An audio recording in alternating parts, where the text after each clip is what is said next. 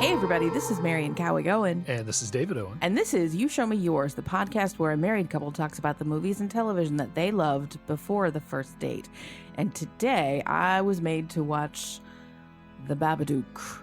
Yes, you were. The Babadook. Oh, no. No, don't do that. Yeah. It's Spooktacular. The last 5 episodes. We'll never do this again. The funny thing about when we do multiple episodes in a month is that the 4 or 5 episodes we do in a month just end up getting total the same amount of listeners that the 2 episodes will get that we would have done. That's true. I think you all out there are like, no, I'm sorry, I can't take them more than twice a month. Yes. So my master plan is that like 2 years after we stop doing this, whenever that might be, someone will stumble on to our like 300 episodes of podcasting and be like, oh my God, and they'll be binging it and loving it. So I feel like this podcast is a gift for like people 10 years from now who will discover it. So we're going to be like the Emily Dickinson of the podcast world, and we'll only be discovered and become famous after we're creatively dead. Yes. Okay. Given what I know about Emily Dickinson's life, that does not sound like a good plan. I didn't know about that part of her life prior to now. So so she did not factor into the plan. I mean, if someone doesn't enjoy the success in their lifetime, that's kind of a depressing outcome, regardless. Sure. The Babadook. Yeah, we digress. Sorry, first time ever that we did that. Yeah, it is, of course, the 2014 Jennifer Kent written and directed horror movie, psychological, supernatural thrill ride. If you say so. So if you haven't seen this movie, it is a story about a mother, Amelia, and her son Sam, who's a real weirdo. Mm-hmm. In like, when I say that with love, because I was probably that kind of a weirdo kid. And go ahead. Well, I was gonna say he was a weirdo, and then he wasn't. Yes, and that was very strange. That factors into we'll talk about that. Okay, I might need you to explain. There's nothing. It's going to be less about explaining and more about exploring. Let's say. All right. So Amelia and Sam live alone, and they live a somewhat troubled life together because Sam's dad, as he likes to tell people, died in a car accident while taking his mom to the hospital for him to be delivered. And so they have been sort of zombie walking through life up to approaching his 6th birthday. Of course, those of you astute out there who knows how time and calendars work, that means that her husband's death day is the same as her son's birthday. Mm-hmm. And we follow their adventures together. Sam is a handful. He's acting out in school. He's constantly worried about protecting his mother from monsters and other things. He's curious about his father, but his mother will not talk about him or expose Sam to him or any of that stuff. And over the course of the movie, we are introduced to a book called Mr. Babadook that they read because Sam likes to have a nice bedtime story. And he has problems with nightmares and like I said, monsters. And the Babadook just worsens all of that by like tenfold, because the Babadook is literally a book about a monster that comes into your house and hides in your closet and wants to be let in. All the things that kids dislike. Yes, age. Absolutely. And over the course of the movie, the mother and son fight with the Babadook. In the end, love triumphs, and they defeat the Babadook and have Sam's first birthday, because previously they had been celebrating his birthday with his cousin's birthday, but not on the day because it was just too much. Yada yada yada. And yeah, that's kind of the movie. There's little things here and there, but that's kind of what happens. Mm-hmm. So this is one of those movies, like sometimes sometimes Jason is a supernatural zombie that chases and kills people. And sometimes Jason is a lesson about premarital sex and that you should be the good kid, not the bad kid, because the good kids get killed by the Jason. It's a morality tale. Yeah. Yes. So yeah, sometimes it's about something and sometimes it's not. And I would argue that a lot of these movies in the early days that become franchises, in the early days, they're about something. And by the end, they're not. And in the 8th Jason movie, it's not about anything it was about early on.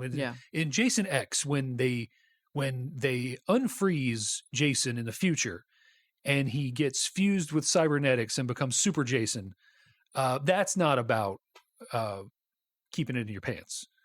That's just about metal cyborg Jason crushing people's frozen heads.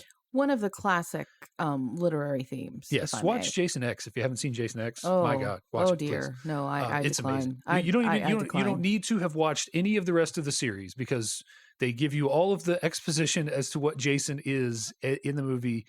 Then they thaw him out, and he becomes Cyber Jason. Okay, so it's like Austin Powers, really. In what way? That they thaw him out. In that singular way. I'm being ironic. I know. Come on. In that one singular way, they are nearly identical. Okay. I agree.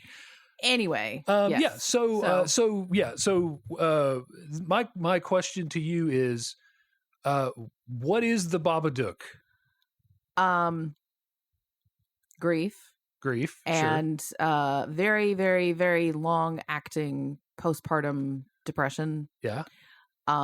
And I gotta say, like, some of the scenes when Amelia has succumbed to the Babadook and is screaming at her kid, like, I felt that. Yeah. I have been there. Like, she's just exhausted and overcome, and she has no support and a crappy job, and her kid's weird, and yeah. Yeah. And that's one of the reasons that I wanted to show you this movie, because I feel like there are parts in it as a mother. There was a time where I worked overnights and you were left alone for periods of the day while I was sleeping, and you were alone at night when I was at work. So I figured you could relate to some of this. Oh, yes. Well, and I should add, and our kid didn't sleep. Yes. Woke up. He was a bad sleeper. I didn't sleep through the night until he was 2, and woke up minimum of twice, sometimes 5 or 6 times, and I was a zombie. Yes. And of course, meanwhile, all my other mom friends are like, oh, we had such a great time, and oh, the baby slept through the night at 6 weeks, and blah, blah, blah, blah, blah. Yeah. Get yourselves a village, y'all. You need someone that you can tell this shit to, because if not, it just builds up and you lose your shit. So. Yeah. I think that's, like, it's pretty, like, I think you'd have to be pretty illiterate of the concept of subtext not to watch this movie and be like, oh, this is unresolved grief. Yeah. Like, the Babadook is unresolved grief. Yes. And I think that this movie it's ruminating on this idea that if you let your grief overwhelm you, then you can end up in a place where you might be contemplating ending everything, including your child. And your dog. Who is the one casualty of this movie. Oh, poor sweet fluffy thing. As soon as they show the dog more than twice, I was like, oh no. Yes. So I think it is, and I think that the ending ties very directly into that. Right. So what ends up happening is, yes, the mother gets overtaken by the Babadook.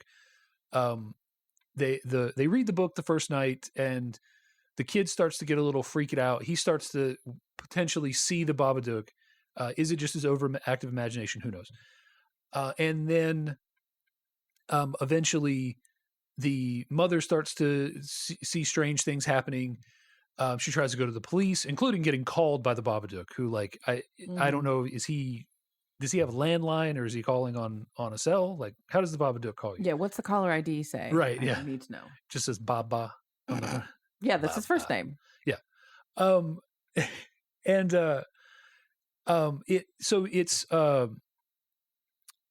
they eventually, the Babadook comes in the night and crawls around on the ceiling and then possesses Amelia. And yeah, from there, things start to ramp up. She starts to act out. Some of her filters are down now. Yelling at the kid, telling him to eat shit, which was great. And she starts to unravel until eventually we get to the climax of the movie, and a lot of the things. It's not exactly a Signs situation, but a lot of the stuff the kid has been doing, he's been building these weapons and traps and things to protect his mom. He ends up having to use them all on her. He eventually trips her up in the basement and catches her. And in the climax of the movie, she's about to strangle him, but manages to overcome. Yeah, her inner self. Yes, fights back. Yeah, he does the face stroke, which I think is supposed to be something that the dad did, or that's how I remembered it. But then I didn't see it. Okay. Like, I remembered it from the first couple times I watched this movie as being something she had taught the kid because the dad did it. I also remember another scene in this movie that isn't in this movie, which is weird. I don't know. Maybe I saw a director's cut. I don't know. And then we're, cue the sunlight through the windows. Everything's great. But as they're about to leave the house, the kid is like, you can't get rid of the Babadook. And he gets sucked upstairs, and we have our final climactic moment with the Babadook. And then at the end, it skulks away into the basement.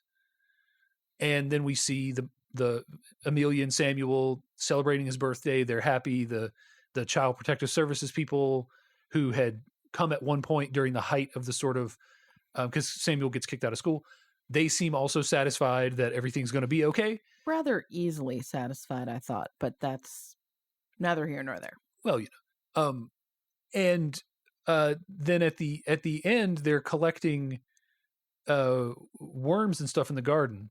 And then Amelia takes it down to the basement and gives it to the Babadook, and it pulls it off into the dark corner of the basement. What is your take on that? I think that is a big sloppy metaphor for the fact that you don't really get rid of grief. You just get used to it kind of being there. And sometimes it pops up, and then sometimes it's silent for a while. So, if you make Babadook 2, when Samuel, I don't know, becomes a teenager and all of a sudden looks like his dad, like maybe the Babadook's going to come back because grief comes back because you remember, blah, blah, blah, blah, blah. So yeah, you can never get rid of grief completely. You're not defeating this monster. You're just subduing it. Yeah. So. I mean, I think you're pretty spot on with that. I think, the reality is losing the kind of trauma that she's gone through specifically, but that their whole family is built on. It doesn't go away. No. That you have to keep it somewhere, but you can't. She has to go in there, let's say every day. The movie doesn't establish that, and feed it, right? Meaning that you have to, you can't just put it in the basement like she had done with all of her husband's possessions. You can't just put it in the basement and forget about it. You have to attend to it on some level, that you can't just suppress your emotions. Yeah. Well, that you have to tend to them. I think the metaphor for feeding it is an odd one, because you feed anger, you feed grudges to keep them alive. Like, you don't necessarily want to keep grief alive. It's just, I would say grief is more like an ivy that grows on your house, and you have to make sure it doesn't destroy the foundation or cover up the windows. But you don't necessarily. You have to kind of, you have to prune it. Yeah, you just kind of, you keep tabs on it. And sometimes you were like, oh my God, that's really overgrown. Let's trim it back. Let's, do whatever we need to do to fix it. So feeding it is an odd metaphor. And I got that, all the husband's stuff had been in the basement before, and now the Babadook's down there. I kind of expected to see some of his things, pictures, and that was his violin, I think. Yeah, he was a musician, yeah. I expected to see that stuff on display in the house, and I didn't. At least it wasn't explicit. So that could have been a little more clear. And I think the metaphor gets a little mixed. But. So I think the idea. So she goes down and she takes the food down, and it yells at her. The scream, does its pterodactyl scream, and she's taken aback for a second. Then she calms it down. I think they needed an excuse for her to go down there, and that's why the food, maybe. But yeah, I think she's attending to it, right? Like she's going down and she's checking in with it. Like, how am I feeling about all of this on today? On this day. Yeah. Today, it's not so bad. I freaked, say she freaked out for a second and then just said, calm down. Okay. It's good. So yeah, within the context of the metaphor, the food might actually be a metaphor for maintenance, as opposed to it explicitly being food. But yeah, I think, because if it is food, it's kind of weird because that grief is not an emotion that you feed. Yeah. Grief is an emotion that you need to, in a healthy way, kind of keep track of. I suppose if you really wanted to get deep with it, they're feeding it worms, which is something that eventually leads to decay and breakdown of stuff. And I think when they show her working in the garden, she's working at did they bury the dog? Could be. The worms are coming from the dog. Potentially. Who knows? I don't know. I suppose if you dig deep enough, you could find a way where this is an excellent metaphor and works on every level. But and I think that it works well. There's some rough edges you could sand off, but just in general, because the thing, when I said, we can talk about the kid's behavior, I think there is a argument to be made that the kid, Sam, is not as bad as he seems to be in the movie. That he is a problem child and that there are issues, but that the sort of at home when no one's around to see them, the way in which he is, sort of a nightmare, she is maybe trumping that up a little. Well, possibly. There were a couple times when, particularly as she gets more and more disturbed, there were some cuts that made it seem as if we could never take any scene with her as 100% the truth. Not that she's an unreliable narrator, but the camera is a bit unreliable. So it pains me to say this. He may not be as awful as he seemed at first. Right, because there is the whole thing with the bugs that she sees, and she finds them coming from a hole behind the fridge. And then when the protective services folks show up, there is no hole behind the fridge, even though she says there is. So yeah, like, is she 100% reliable? Are the things that we see when it's just her and the kid always 100% reliable? I don't know. Because certainly the change from before to after is a huge shift, and the kid is still shown to be a little bit on the weirder side. Yeah, he's energetic. He's energetic, but also like post everything at the birthday, doing the magic and stuff. He's doing the magic, and he still does the thing about my dad died driving my mom to the hospital to the protective services folks, so, and she immediately says he's like his father in that way, which is not something that she would have ever said before. Yeah, I noticed that. That was a growth symbol. Yeah. Well, and if she didn't read as super checked out to me at the beginning, but if the kid was feeling that way, then a lot of kids, they act out because negative attention is better than no attention at all. And then once she became more disturbed, then the kid realizes, oh crap, this isn't going to work. Yeah. Got to switch to. So it's all everything is a trauma response and a coping mechanism. Well, and so also if the Babadook is the pent up grief and emotions from the father's death, then the kid has that too. He is catching strays from her. He has essentially been raised his entire life. So it's possible that the escalation in his behavior is the early onset Babadook, like before the book arrives. Yeah. That escalation in his behavior is his, we see the struggles that she goes through in the movie, but that could be his own struggles. He's always talking about seeing monsters, having a dream. There's a particular dream that he seems to have on repeat. So yeah, and he does seem to get some vision about what's going to happen. Like I said, with the making the weapons and knowing where to put the trap, and stuff. He said something at one point. He was yelling at her and he said, "You won't even give me a dad," which I thought was heartbreaking. And you hear about that in stories frequently, that, one parent dies and the other one is so grief stricken that they won't ever talk about the dead parent. And that just makes it worse for the kid. Yeah. Yeah. So I would expect that to happen at a little bit later age, but yeah, that would kind of mess you up. If you know that essentially you're the reason this parent died. Yeah. And you don't know anything about them, that would be heartbreaking. Yeah.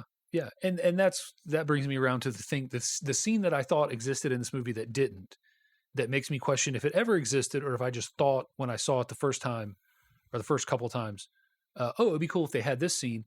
I would have sworn, if you had asked me prior to this viewing, that there was a scene, not even like a post-credit scene, but like before the birthday party, or in that same sort of setting of the with the banner in the background, in the house, where, like you said, you would expect the things to be sat out, where she was like sitting out the violin and telling him, this was your father's, and things like that, which and maybe it was, I guess, unless there's a director's cut out there, it was just me going like, wouldn't it be beautiful to have a scene where she's like, she's welcoming the father back into the house, the first floor of the house. Yeah. Yeah. Putting out his violin, putting out his records, putting the pictures out, and things like that, and I guess I just imagine that. I will look into it after this and see if there's some kind of extended cut. Maybe it was in the trailer. Like that frequently happens. Does happen there's too. Stuff in the trailer that you think, oh, that looks really interesting, and then it ends up getting cut, which seems like,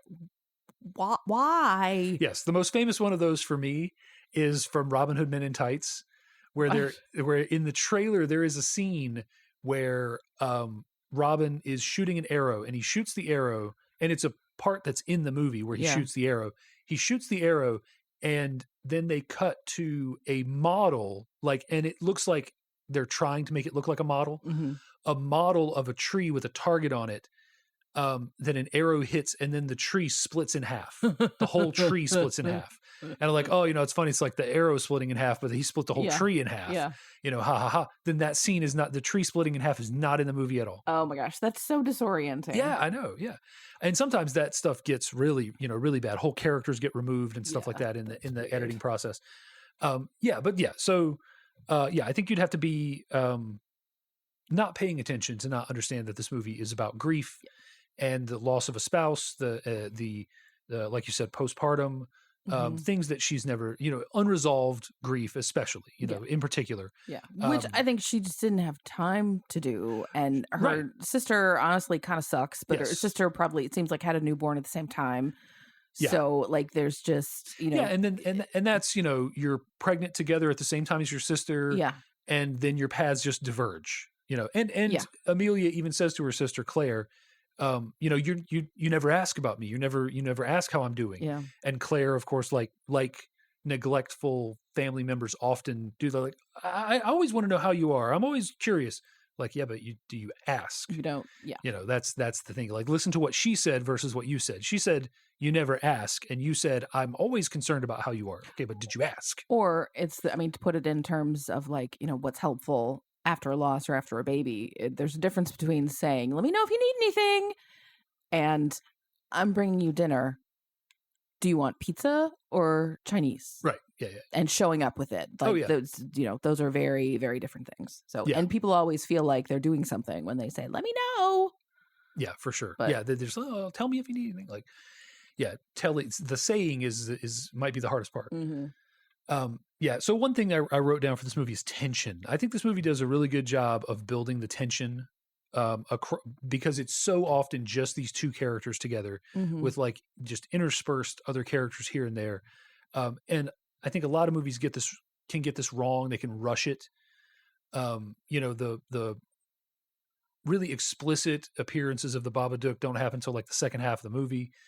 And up until then, it's just this escalating. They're really driving home what this family dynamic is like, and what it's like for Sam in the house, what it's like for Amelia in the house, and just building to something that is gonna pop off Mhm.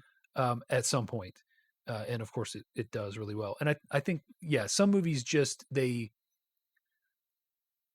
sort of fast forward through that bit. And the movies that I tend to like these days are the ones that don't, the ones that put a lot of time into um, building, setting the scene, building the tension, and then Mhm. drop something on you. And the thing is, the thing that they drop on you can be so much smaller and have equal effect as it would if it's big. Like, a slasher movie usually opens with a kill, Mhm. and there was a sort of almost an arms race, and Scream kind of famously parodied this, to have that first kill be as big as possible. Mhm. Who's the first person Freddy kills? It's going to be crazy, and he's going to say, bitch, and there's going to be a thing that happens, and it's going to be Mhm. great and It's gonna be an quotable. actor, Yeah, and and quotable yeah. line, and yeah, like it's for some reason it's Linda Hamilton. What? And Jason the same way. Like you want to have some grandiose opening, and then cut to your title card and all that sort of stuff. And Scream, I think, is parodying that with their big opening, where the Mhm. person that you just assume is the star of this movie Mhm. gets killed in the first 5 minutes, and in a grand way. But yeah, I think that this movie does both, or not both. It does the tension and then still has a big payoff. I think a lot of movies that build tension can then not have this huge payoff, but still get you. Mhm. Where you still like, whoa. But I think the final act of this movie, it really is just Amelia. I think it's Essie Davis, I think is her name. Just chewing up the scenery. Mhm. Like, she is just amazing. She really is able to, when she's her normal self at the beginning, well, not normal, but at the beginning of the movie, she's so wan looking, Yeah. and she's very, very fair and pale, and light hair, light skin, and they dress her in her uniform for work is this pale pink dress, and all the rest of the time she's in cream colored pajamas. Mm-hmm. She's in nightgowns for a lot of the scenes at home, because as her disturbance gets really, really bad, like she's trying to sleep all the time, and they mix up day and night, and Yeah. um so she looks so frail and delicate and breakable, and Mm-hmm. her affect matches that too. And then she switches, and the Babadook's in charge, and she's sort of snarling and like it's really striking Yes. to see the difference. Yeah. And the thing that I love that they do is she almost looks like a different person, Mm-hmm. hair up versus hair down. Yeah, she Like, really does. hair up, she looks like the actress that plays in Lord of the Rings, I Am No Man. Oh, She looks like that. And I thought Yeah. that she was, because Yeah. that actress, I believe, is also Australian or She New Zealand. is. Yeah. And she is in Talk to Me, which is a newer, which I just recently watched, a newer Australian horror movie. Okay. And she plays the mom in Talk to Me. And I was watching Talk to Me and going, oh, how cool that they got the mom from the Babadook to play the mom in Talk to Me. Yeah. And then only to realize, like, oh no, wait, that's the lady from Lord of the Rings. Like, that's not even, but when her hair is up, she's a dead ringer for the Lord of the Rings. Yeah, I can see that. Because she has her hair up so much in that movie when she's, pretending to be a male soldier. Yeah. It's just like, I'm just like, oh, so in my head, they're the same person. And then when she has the hair down, like her hair is so, when it's up, it's like wispy. There's always like, it's like unkempt, like, and wispy. And then when it's down, it's like lush and full and, also kind of messy, but, and a lot of the times when her hair is down is when she's doing the Babadook stuff. And when her hair is up is when she's out and, in the world, so to speak. And it's just this great transformation. When we talk about changes that we would have liked to see at the end, like seeing photos of the husband and everything, I would have liked to see her wearing colorful clothes. Yeah.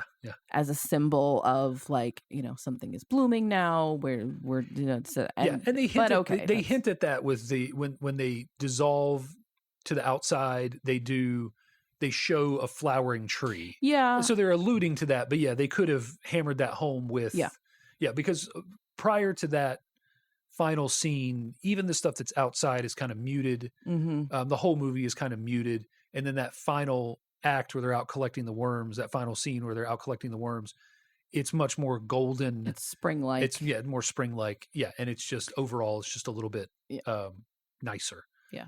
And but yeah, I think her performance, some of the stuff she does, the yelling at the Babadook stuff is just like, like she really sells it. Well, she did, but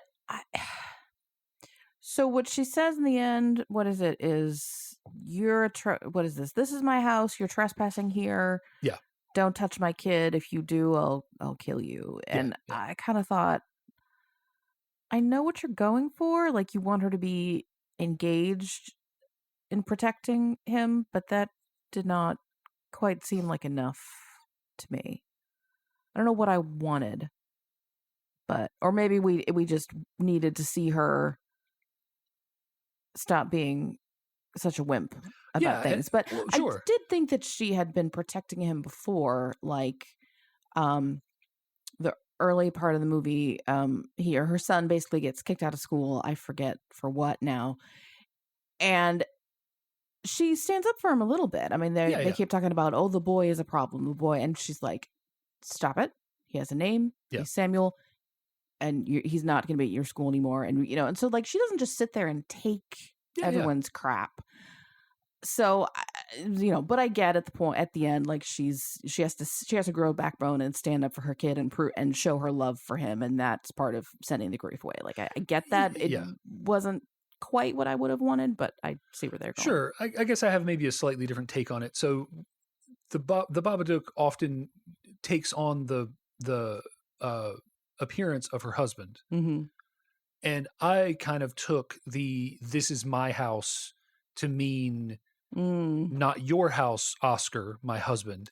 This is my house now. That previously she was living in his house. She was living in the ruins of his death. I'm going to make a life without you. Right. She was living in the ruins of Oscar. Yeah. Like everything everything in their family, even the house, was Oscar. And that's, I think, one way to take it, right? Yeah, that, like, this is my house. This is my son, because even, the Babadook even calls him the boy. Yeah. When he materializes as Oscar, he says, bring me the boy, bring me the boy. Yeah. Yeah. And there was a part about, turn Samuel over to this grief entity. So saying you can't have him was okay. I see. I see that. It is that sort of thing of, like, when you think about, because on one level this could be a rumination on your who was the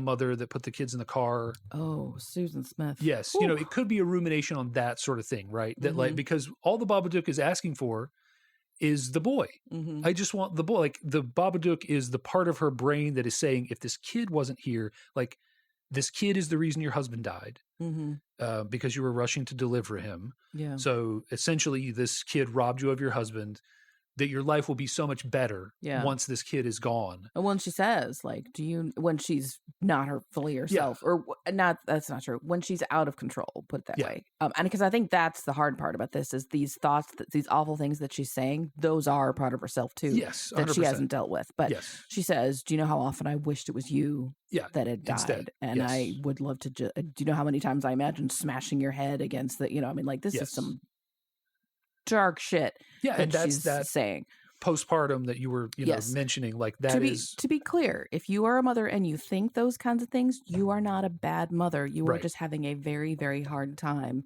and call your doctor for help, because either therapy or medication or both, or just a load off at home, like all that can help. But you do not convince yourself that you are bad for having these thoughts. Because motherhood is hard. And it does shit to you. And those thoughts are perfectly normal for someone whose husband didn't die in a car accident while taking you to the. So in this movie, we're being put into the mind of someone who is having perfectly normal, doubts and thoughts, amplified by the fact that her husband died taking her to the hospital. 100%. I often say, like, you hear people frequently, like they say, oh, I don't think I want kids. And I think people still feel like they have to defend that. And I say, listen, our kid was wanted and planned and healthy, and we had all the resources we needed, and we had everything we needed and a lot of things we wanted. And I still, when I went out to get the mail, I would sometimes think, oh my God, I could keep walking and never come back, because I did this to myself. How did I can't do this? Yeah. Parenting is hard shit. Yes, it is. But help is there. So, okay, that's my PSA. So, and that's the reason that I wanted you to watch this movie in particular, because I felt like as a mother, as someone who is fully aware of all of the things that you just talked about. So I thought you would get something from it, as much as I thought it would be, a fun, scary movie, and the one thing this movie doesn't do is jump scares. Like, it doesn't really do jump scares. It has a couple of little things you could call jump scares, but it's not like, it has a lot of opportunities.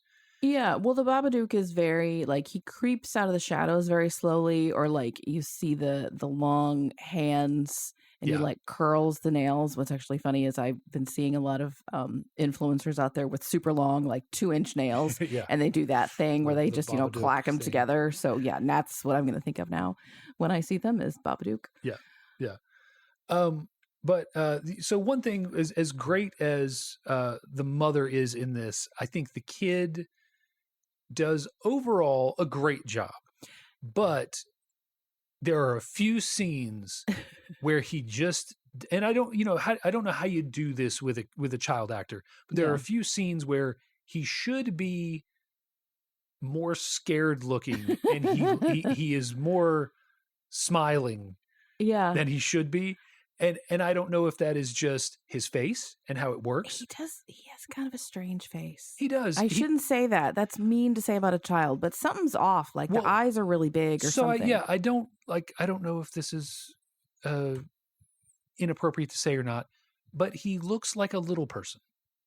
Oh, I didn't see that. He has the proportions of a young little person, like as far as the shape of the face, the bigger eyes. And I say that as, when I saw this movie the first time, I actually looked up if he was a little person or not. I don't believe he is, but he just has some of those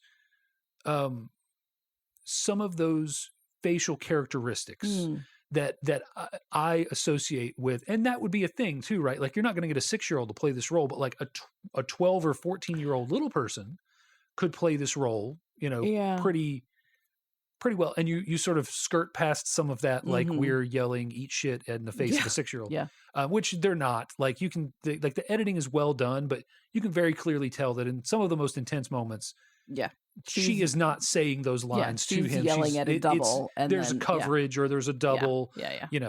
But but there's just sometimes where he is not quite hitting it at the same level that she is, and just the fact that he's 80%, 90% of the time he's on par with her, and the performance that I she's think giving. he's great on a curve. I think is, is more than like everyone's like I am as a horror fan, I am always going to say Linda Blair, right? Mm-hmm. Like that performance in Exorcist was something on a different level, right? Mm-hmm. Or even like the kid in Omen, who is not a very good actor, but like does what he needs to do. Mm-hmm.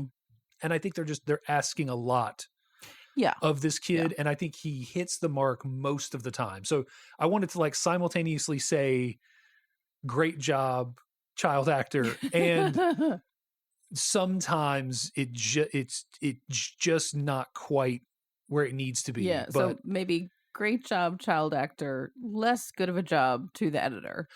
I think there's you could have edited around some of this stuff. For sure. For sure. One other thing about this is not so much about the actor, but the kid. When they're at his cousin's birthday party, which in previous years would have been a joint birthday party, and I forget why, but he's feeling awkward and everything. And so he's hiding in the treehouse, and she comes up there and she starts giving him the business. And she's, why are you here? This is my house.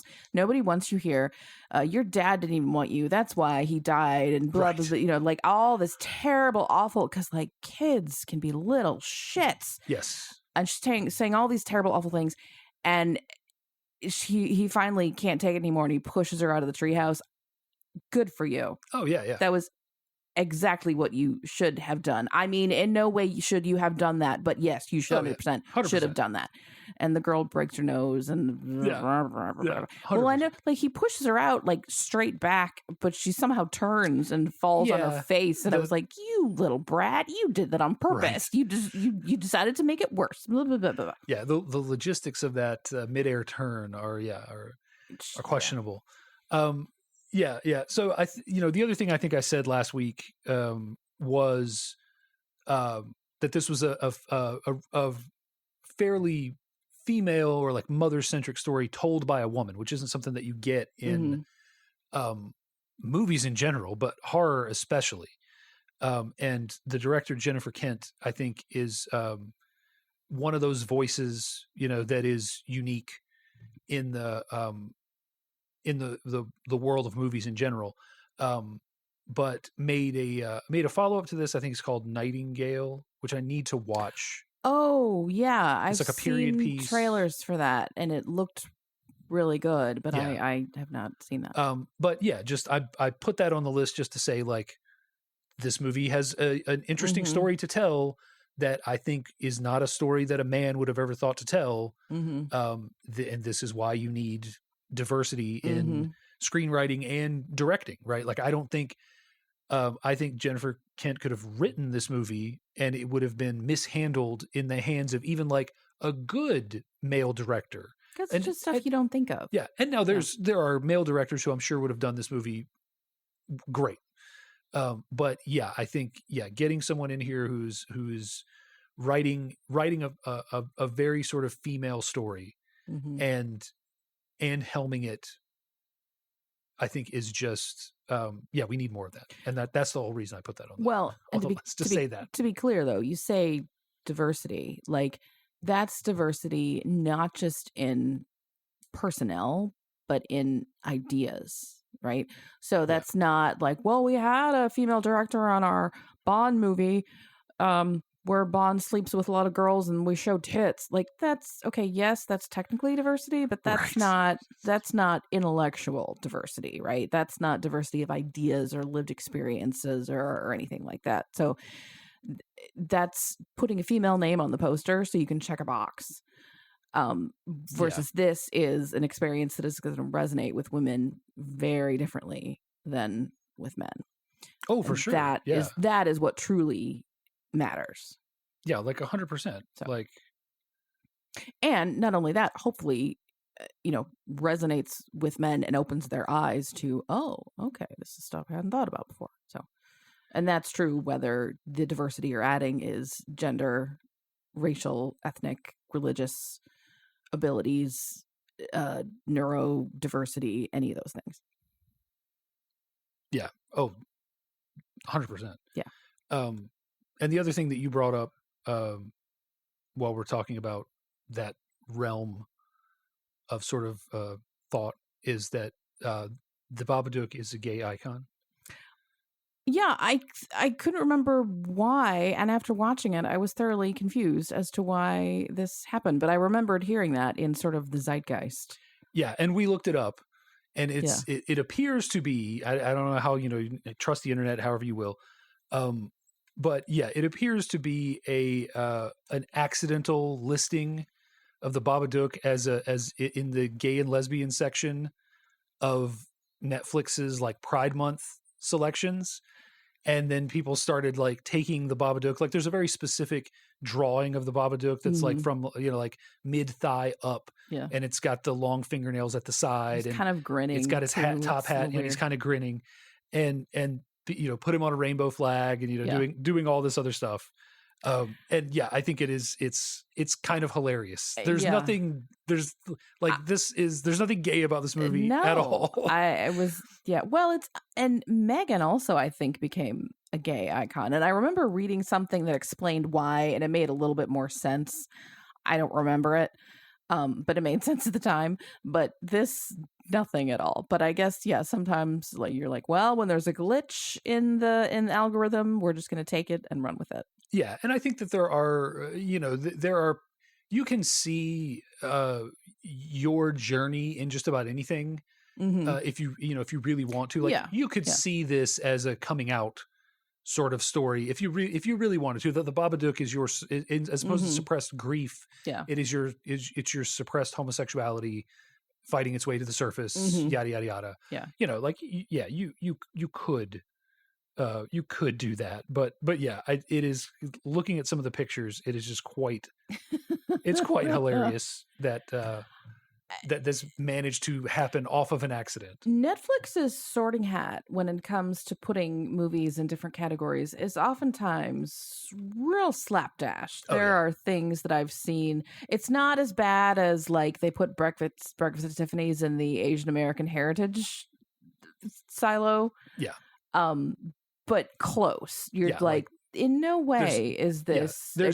There's this, which is like an accident and doesn't offend anybody, and then there's that one, which is like, what are you doing here? Yeah, but again, like I'm talking about, these movies don't seem to represent this subgroup that I am not a part of. So I'm sure there are some where, like, if I dug into it, it would make sense. But at first blush, you're like, I don't see the connection there at all.